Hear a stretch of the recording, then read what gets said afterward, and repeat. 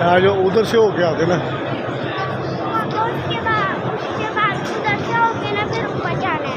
ऊपर नहीं जाना है, ऊपर हमारा नहीं काम कोई, हैं? ऊपर नहीं है हमारा।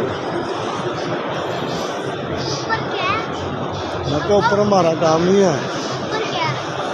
ऊपर दे तो ऊपर भी मैं लगे हुए हैं, अगर होगी जगह तो फिर जाएंगे हम, नहीं तो हमें जाने की जरूरत नहीं है। इधर ले लो।